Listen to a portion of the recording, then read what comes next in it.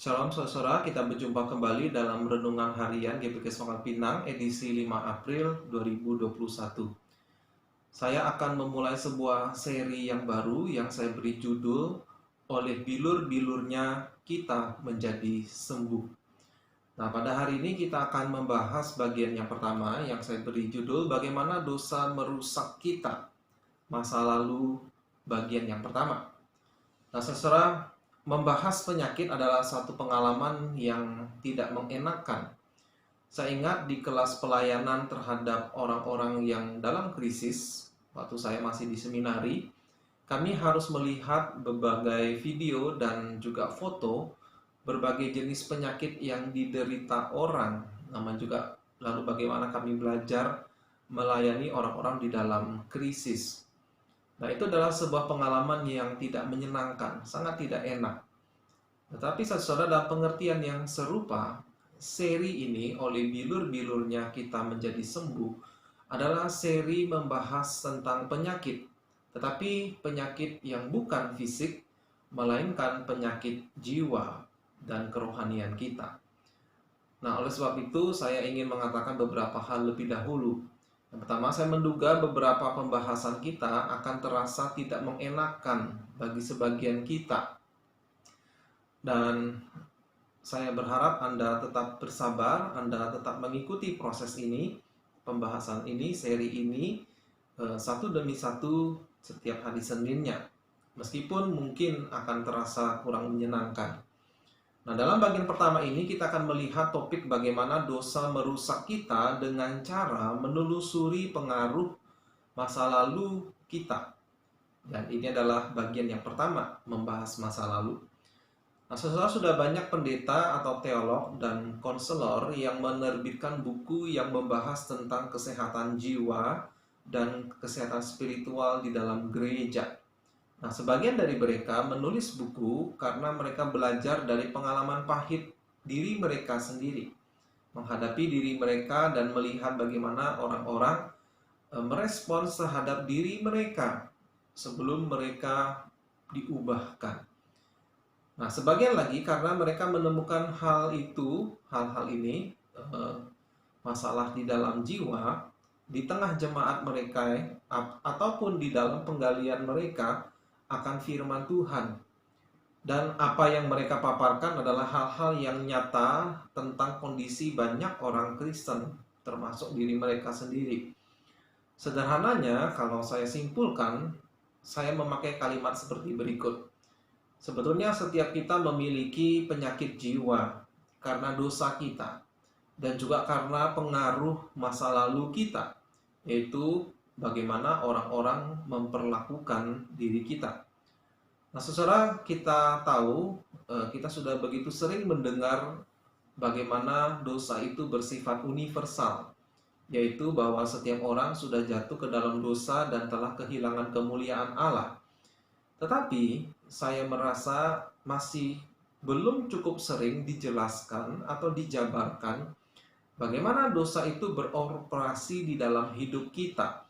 Bagaimana kita menghadapi situasi real satu demi satu, individu demi individu. Nah, tetapi kalau kita menghadapinya, barulah kita dapat mengerti bagaimana dosa itu beroperasi dalam kehidupan seseorang. Nah, tentu saja kita tidak mungkin membahas setiap kasus demi kasus yang mungkin ada atau yang terjadi. Sehingga kita hanya akan melihat pola bagaimana dosa merusak kita. Dan tiap-tiap kita punya permasalahannya masing-masing. Tapi inilah gambaran besarnya, yaitu adanya spiritualitas yang tidak seimbang, kerohanian yang tidak seimbang. Misalnya, nah, saya ingin memberitahu dulu bahwa apa yang saya paparkan ini berasal dari buku dan sifatnya adalah acak, random, dan tidak menunjuk kepada orang tertentu atau situasi tertentu dari gereja kita di GPK Semangat Pinang. Sebagai contoh saja ya. Misalnya anggota pengurus gereja yang tidak pernah mengucapkan, "Oh, saya salah," atau "Maaf ya, maaf." Atau mungkin ada guru sekolah minggu yang terus-menerus mengkritik orang lain. Atau misalnya pemimpin kelompok kecil yang dominan, yang tidak dapat berdiskusi dan menerima kehadiran orang-orang yang punya pendapat yang berbeda.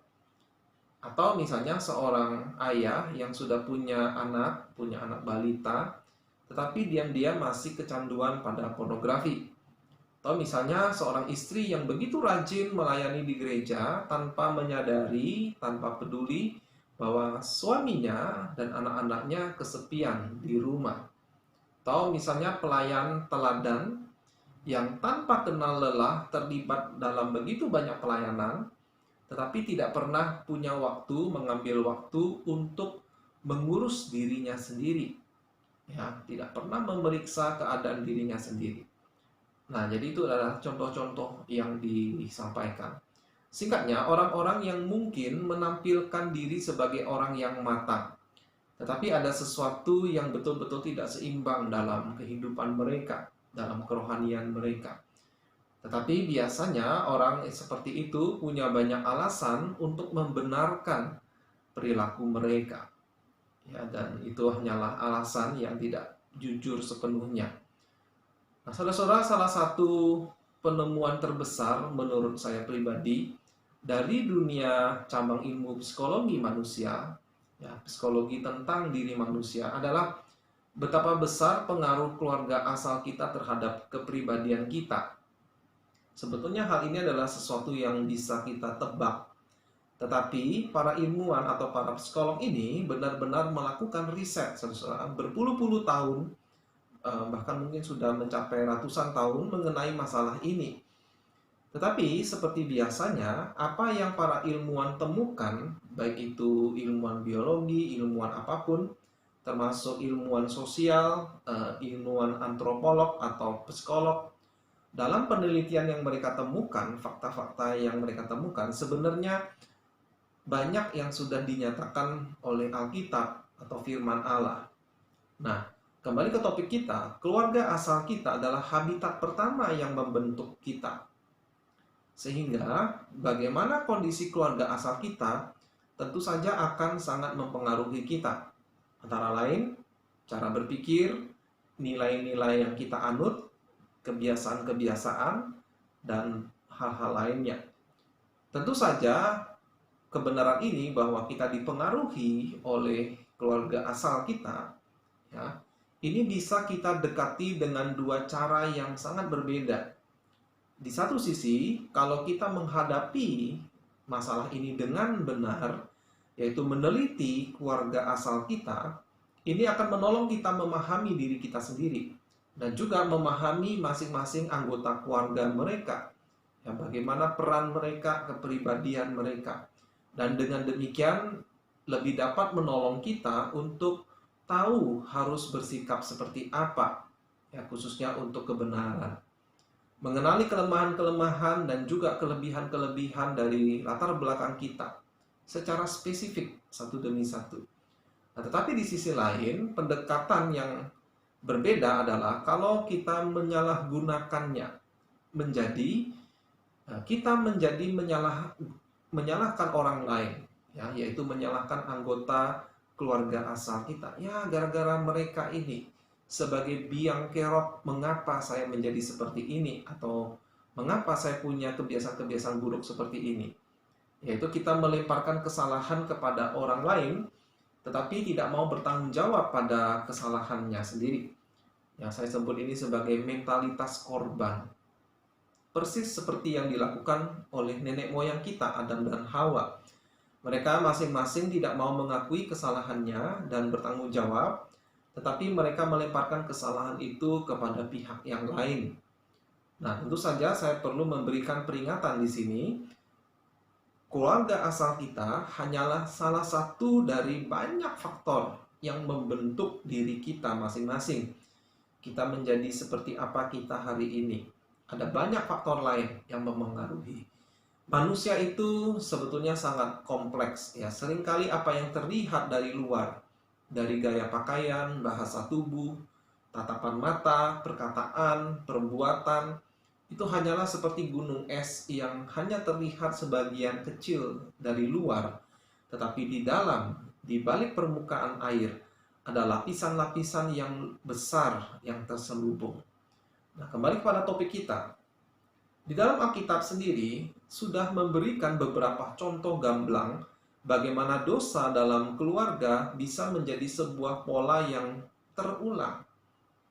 Satu hal yang sangat mencolok dari bagaimana Alkitab kita menceritakan secara jujur dan cukup detail tentang tokoh-tokoh Alkitab, yaitu orang-orang beriman, adalah bagaimana mereka ternyata adalah orang berdosa, orang biasa, seperti kebanyakan orang pada umumnya.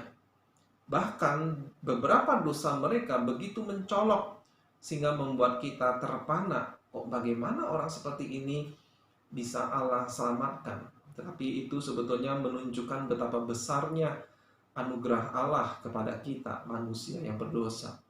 Saudara, contoh yang pertama adalah Raja Daud. Daud dan keluarganya. Daud latar belakangnya dia punya 6 saudara laki-laki atau abang dan 3 adik perempuan. Jadi total dengan dia ada 10 bersaudara.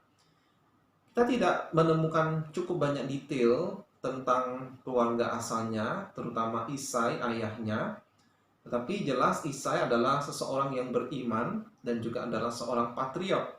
Dia bangga anak-anaknya menjadi tentara dan mendukung mereka. Yang jelas kakak-kakak Daud nampaknya tidak terlalu menyukai Daud, tidak terlalu respect kepada Daud, adik bungsu laki. Ya, meskipun Daud punya saudari-saudari perempuan, tapi untuk anak laki-laki dia adalah yang paling kecil. Nampaknya kakak-kakaknya sering meremehkannya. Apakah Isai lebih sayang kepada Daud daripada mereka, abang-abangnya? Mungkin saja, saudara, tetapi tidak pasti.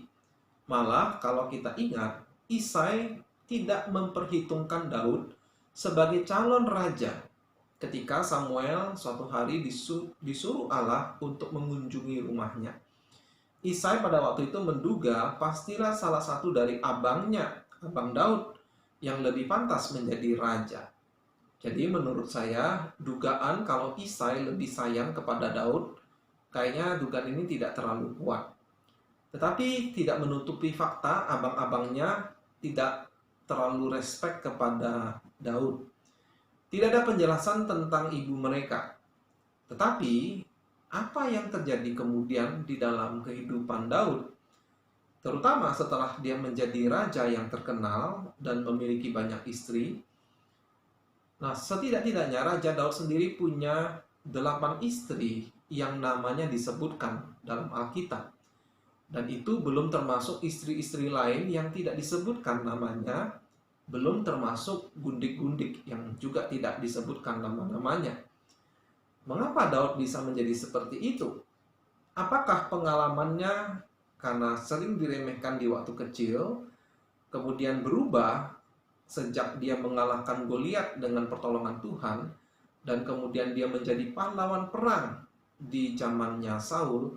Apakah semua kemenangan-kemenangan itu mulai membuatnya merasa tidak terkalahkan? Kita tidak tahu dinamika yang terjadi dalam diri Daud, tapi kalau menilik dari Mazmurnya, Daud sepertinya adalah orang yang tidak mengandalkan kekuatannya, tetapi mengandalkan Allah. Tapi kita tahu bahwa pikiran-pikiran di dalam diri seseorang bisa berkecamuk, bisa berubah-ubah dari satu sisi ke sisi yang lain. Apakah kematian Yonatan sahabatnya dan juga kegilaan Saul rajanya yang kemudian menjadi mertuanya, yang kemudian hendak membunuhnya, mulai membuatnya kehilangan arah, membuat di dalam dirinya ada permasalahan-permasalahan. Kita hanya bisa berspekulasi. Saya sendiri tidak mau terlalu yakin. Tapi yang pasti, saudara, kemudian kekurangan Daud dicatat oleh Alkitab. Kesalahan-kesalahan yang paling mencolok. Pertama, misalnya, dia pernah menghitung jumlah pasukan di seluruh Israel. Suatu tindakan yang dilarang Allah bagi Raja Israel. Kenapa? Supaya mereka tidak bergantung pada kekuatan pasukan mereka, tetapi semata-mata kepada kuasa Allah. Jadi ketika melakukan hal itu, Daud sebetulnya melanggar perintah Allah dan memang kemudian Tuhan menghukum Israel. Dosa yang kedua yang terkenal adalah dia berzina dengan Batseba. Ternyata Batseba adalah istri prajuritnya sendiri yang bernama Uria. Kemudian bagaimana Daud memakai kekuasaannya untuk menutupi dosanya, bahkan sampai membunuh Uria. Ini adalah dosa yang paling mencolok. Kemudian apa yang terjadi? Nampaknya Daud juga kemudian tidak dapat menangani keluarganya yang terlanjur menjadi keluarga besar karena punya banyak istri dan punya banyak anak. Jelas sekali anak-anak Daud punya banyak masalah kepribadian. Amnon, anak sulung, punya dosa seksual, yaitu dia jatuh cinta pada Tamar, adik tirinya berbeda ibu, bahkan memperkosanya. Ya, bukan Tamar, Tamar. Absalom membenci Amnon, kakak tirinya. Absalom ini kakaknya, kakaknya Tamar. Dan kemudian terlibat dengan pembunuhan, dan juga Absalom memulai pemberontak terhadap papanya. Dan Absalom juga jatuh ke dalam dosa seksual. Terakhir, Salomo hatinya kemudian tidak lagi sepenuhnya berpaut kepada Tuhan Allahnya. Ya, dia jatuh ke dalam dosa seksual, 700 istri, 300 gundik. Kemudian di zaman Rehabeam, cucu Daud, anak Salomo, hatinya Alkitab mencatat jahat di hadapan Allah. Juga terlibat dalam dosa seksual, tidak mendengarkan nasihat orang-orang bijak pada masanya, dan akhirnya di zamannya Allah memecahkan kerajaan Israel menjadi dua. Nah, saudara, inilah keturunan Daud. Semua ini dicatat dalam Alkitab untuk menunjukkan bahwa bahkan Raja Daud sekalipun hanyalah manusia biasa yang berdosa. Contoh yang kedua adalah Abraham, bapak orang beriman. Dalam keluarga Abraham, dosa berbohong terlihat jelas sampai pada 4 generasi setidak-tidaknya. Karena takut, Abraham 2 kali berbohong tentang Sarah, istrinya. Dia menyangkal Sarah sebagai istrinya karena dia takut. Lalu pernikahan anak Abraham, yaitu Ishak dengan Ribka, juga diwarnai dengan kebohongan dan tipu muslihat. Kita tahu bagaimana Ribka bersekongkol dengan Yakub, anak mereka, untuk menipu Ishak, suaminya, papa dari Yakub. Apakah ini satu-satunya kebohongan Ribka? Memang yang dicatat Alkitab hanya satu ini. Kita tidak tahu apakah Ribka terbiasa berbohong kepada Ishak. Kita tidak punya data. Tapi kemungkinan, mungkin itu bukan kali pertama Ribka berbohong. Putranya Yakub menambah derajat kebohongan dengan secara konsisten menjadi pembohong. Nah, saya bisa katakan Yakub ini seperti pembohong profesional. Setelah diajari ibunya membohongi ayahnya, dia juga kemudian membohongi mertuanya. Kemudian di generasi keempat, anak-anak Yakub membohongi Yakub dengan memalsukan kematian Yusuf, adik mereka. Mereka bahkan pura-pura sudah mengubur dan mereka menangis untuk menutupi kebohongan mereka itu. Nah, ini adalah pola dosa kebohongan dalam garis keturunan Abraham. Pola kekurangan kedua dari garis Abraham adalah adanya pola anak kesayangan.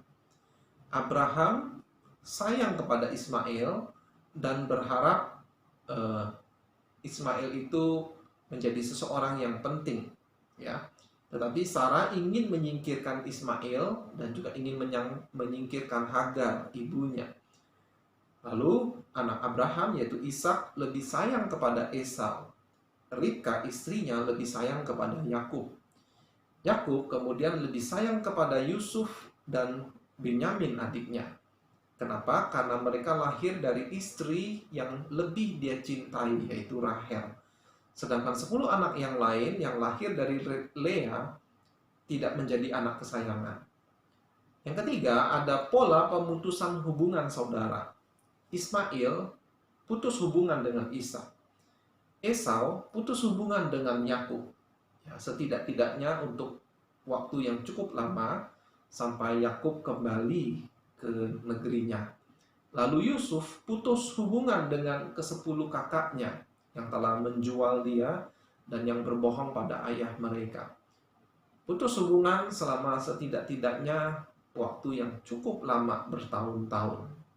Nah, saudara, dari dua kisah ini kita melihat fakta yang sudah dinyatakan oleh Alkitab, yang kemudian dikonfirmasi oleh para psikolog, bahwa keluarga asal kita punya pengaruh besar terhadap jati diri kita. Masa lalu keluarga asal kita sedikit banyak akan membentuk kepribadian kita.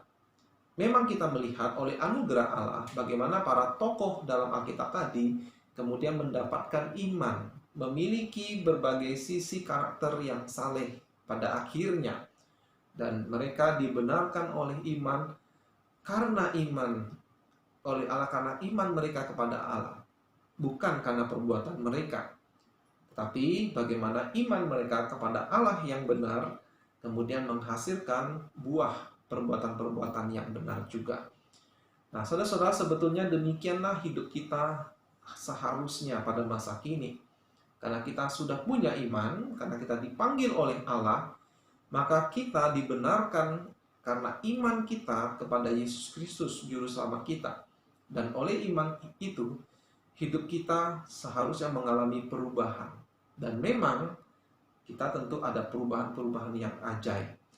Tapi alangkah baiknya kalau kita mau lebih terbuka lagi pada Allah, lebih terbuka lagi kepada diri kita sendiri tentang siapakah kita. Nah, salah satu dari berbagai sisi dari diri kita sendiri adalah diri kita yang terbentuk karena keluarga asal kita. Oleh sebab itu, saya akan menyampaikan beberapa pertanyaan yang mungkin Anda perlu ambil waktu untuk memikirkan dan menjawabnya, yang saya cukup yakin akan menolong kita lebih mengenali diri kita sendiri. Anda siap? Yang pertama, bagaimana hubungan kedua orang tua Anda? Bagaimana Anda menggambarkan hubungan mereka? Entah itu hal-hal yang baik, atau mungkin ada hal-hal yang kurang baik. Bagaimana Anda menggambarkannya? Pertanyaan yang kedua, bagaimana konflik diselesaikan dalam keluarga Anda? Bagaimana menyatakan kemarahan dan bagaimana cara untuk menyelesaikannya? Apakah kemudian biasanya konflik atau kemarahan selesai dengan baik? Atau lebih sering menyimpan ketegangan yang tidak terselesaikan? Atau dengan kata lain dibiarkan begitu saja? Seperti apa? Yang ketiga, seberapa baikkah keluarga Anda dalam membicarakan tentang perasaan? Misalnya, sewaktu salah satu anggota keluarga tidak setuju mengenai suatu hal, mudahkah baginya untuk mengutarakannya tanpa takut dikucilkan, diremehkan, atau dihakimi? Atau mudahkah bagi keluarga Anda untuk menyatakan perasaan seperti senang, bangga, cinta, dan lain sebagainya macamnya? Lebih mudah untuk mengatakan hal-hal yang negatif atau lebih mudah mengatakan hal-hal yang positif? Pertanyaan yang keempat, menurut Anda, bagaimanakah anggota keluarga Anda menilai diri Anda? Ini pertanyaan yang penting. Dan yang kelima, apa saja yang dianggap kesuksesan dalam keluarga Anda? Apa saja yang dianggap sebagai sukses bagi keluarga Anda? Lalu apakah Anda sendiri setuju atau sependapat dengan hal tersebut? Kenapa? Kenapa setuju? Kenapa kalau tidak setuju? Yang keenam, saudara, bagaimana dengan penggunaan uang dalam keluarga Anda? Apakah keluarga Anda mengajarkan penggunaan uang? Kalau ya, bagaimana? Lalu bagaimana dengan kerohanian? Tentang hari-hari libur? Ya. Bagaimana hubungan anggota keluarga besar ya dengan anggota keluarga cingin-cingin keluarga besar, bagaimana relasinya? Itu pertanyaan ke-6. Pertanyaan ke-7, kecanduan apakah bila ada yang terjadi dalam keluarga Anda? Misalnya dari kungkung, kakek, nenek, kedua belah pihak, ada nggak yang punya kebiasaan buruk, candu, suka apa, yang menurun kepada orang tua atau generasi papa, mama, yang kemudian diteruskan dalam generasi Anda? Ke-8, adakah pahlawan-pahlawan dalam keluarga, ya, orang-orang yang dianggap berhasil dalam keluarga Anda? Lalu bagaimanakah pengaruh para pahlawan tersebut terhadap jati diri Anda? Senangkah atau malah menjadi beban? Ya, karena diri Anda malah diukur dengan keberhasilan mereka. Atau sebaliknya, pertanyaan yang masih ke-8, tapi pertanyaan sebaliknya adalah, adakah orang-orang yang gagal atau sering menjadi kambing hitam dalam keluarga Anda? Nah, saudara, daftar pertanyaan-pertanyaan ini sebetulnya bisa terus bertambah, ya, bergantung pada kedalaman yang seperti apa yang ingin Anda selidiki dari latar belakang keluarga Anda. Dan yang ingin Anda lihat adalah bagaimana setiap jawaban itu, jawaban terhadap pertanyaan tadi, sebetulnya sangat membutuhkan proses, ya, waktu untuk menjawab, dan kemudian waktu untuk mencari kebenaran firman Allah yang relevan untuk setiap pertanyaan dan jawaban. Dan setiap pertanyaan tadi, menjawabnya bisa menjadi sebuah pengalaman yang tidak nyaman untuk dibahas. Tapi saudara, hal ini diperlukan karena kita bisa saja membawa beban karena masa lalu atau latar belakang keluarga kita.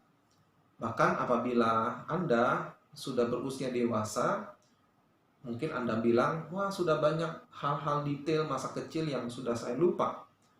Nah, mungkin Anda punya anak yang sudah besar, bahkan mungkin sudah jadi kakek nenek, sudah punya cucu. Apakah hal seperti ini masih relevan buat kami? Nah, saya ingin mengatakan, iya, saudara-saudara, sangat relevan. Apabila Anda mengambil waktu untuk merefleksikan, menjawab pertanyaan-pertanyaan tadi, maka dengan pertolongan Tuhan, Anda akan mendapatkan pandangan yang lebih jelas, ya, pandangan pengertian yang lebih jelas tentang kepribadian Anda sendiri, dan dengan demikian menolong keluarga Anda secara keseluruhan. Dan juga kalau Anda melakukan ini, anggaplah ini adalah juga bagian usaha untuk menolong tidak hanya diri Anda, tetapi juga keluarga besar Anda, ya, anak-anak, cucu, generasi penerus Anda. Nah, jadi saudara, saya akan tutup di sini.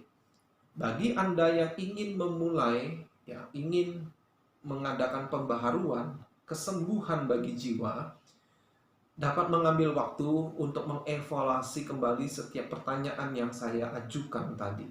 Ya, bisa semua atau beberapa saja yang Anda rasa relevan terhadap hidup Anda. Singkatnya, saya ingin Anda mengambil langkah yang konkret. Misalnya Anda memutar balik pertanyaan-pertanyaan tadi, ya, dilihat kembali, lalu tuliskan jawabannya ke sebuah jurnal pribadi misalnya. Lalu Anda mulai mendoakan hal tersebut. Atau bila Anda mau, Anda bisa menghubungi rohaniwan untuk membahas hal tersebut secara pribadi. Nah, apapun itu, saya mendorong Anda, kalau Anda merasa masih ada yang salah dengan diri Anda, ya, dengan jiwa Anda, dan Anda ingin ada proses pemulihan, maka inilah waktunya untuk bertindak dengan iman. Tuhan akan menolong Anda. Seperti yang dinyatakan oleh Rasul Petrus, seseorang yang sejak awal sudah menunjukkan penyakit dalam jiwanya, ya. Sejak awal dia sudah bilang kepada Yesus, aduh guru, pergilah daripadaku, aku ini orang berdosa. Waktu awal-awal Yesus memulai pelayanannya. Dan ketika dia sudah mengikut Yesus bertahun-tahun pun, dia masih saja jatuh ke dalam berbagai cobaan, tetapi yang terus bangkit karena Allah memelihara imannya. Nah, perhatikanlah apa yang Rasul Petrus tulis di kemudian hari. 2 Petrus 1 ayat 2 hingga 8. Kasih karunia dan damai sejahtera melimpahi kamu oleh pengenalan akan Allah dan akan Yesus Tuhan kita. Karena kuasa ilahinya telah menganugerahkan kepada kita segala sesuatu, segala sesuatu yang berguna untuk hidup yang saleh oleh pengenalan kita akan Dia yang telah memanggil kita oleh kuasanya yang mulia dan ajaib. Dengan jalan itu, Ia telah menganugerahkan kepada kita janji-janji yang berharga dan yang sangat besar, supaya olehnya kamu boleh mengambil bagian dalam kodrat ilahi. Ya, artinya kita mengambil bagian dalam kemuliaan Allah dan luput dari hawa nafsu duniawi yang membinasakan dunia. Ayat 5. Justru karena itu kamu harus dengan sungguh-sungguh berusaha untuk menambahkan kepada imanmu kebajikan, dan kepada kebajikan pengetahuan, dan kepada pengetahuan penguasaan diri, dan kepada penguasaan diri ketekunan, dan kepada ketekunan kesalehan, dan kepada kesalehan kasih akan saudara-saudara, dan kepada kasih akan saudara kasih akan semua orang. Sebab apabila semuanya itu ada padamu dengan berlimpah-limpah, kamu akan dibuatnya menjadi giat dan berhasil dalam pengenalanmu akan Yesus Kristus Tuhan kita. Artinya Allah yang berkuasa memberikan semua yang berguna bagi kita untuk hidup yang saleh. Maka kata Petrus, kita harus sungguh-sungguh berusaha. Tambahkan imanmu dengan kebajikan. Jangan berhenti hanya beriman. Tambahkan dengan kebajikan. Tambahkan kebajikan dengan pengetahuan. Termasuk hari ini Anda menambah pengetahuan. Lalu tambahkan penguasaan diri. Tambahkan ketekunan, dan seterusnya. Artinya, oleh karena kita punya anugerah Allah, kita tidak bisa hanya duduk diam, menerima keadaan diri kita. Kiranya Allah menolong Anda dan menolong kita semua. Mari kita berdoa. Tuhan, terima kasih karena Engkau ingin memulihkan kami. Karya penebusan Juru Selamat kami, Yesus Kristus, menyediakan tidak hanya pengampunan dosa, tetapi juga pemulihan bagi jiwa, bahkan penebusan akan tubuh kami. Karena pada akhirnya Engkau akan menempatkan kami kudus, sempurna di hadapan Anak-Mu. Biarlah kebenaran ini memberanikan kami untuk melangkah, menghadapi keadaan diri kami yang masih banyak kekurangan ini ya Tuhan. Sehingga kami semakin diubahkan, semakin dipulihkan, menjadi semakin serupa dengan Engkau. Dengan percaya Tuhan akan menolong kami naikkan doa ini. Di dalam nama Tuhan Yesus, kami berdoa. Amin. Sampai jumpa di lain kesempatan.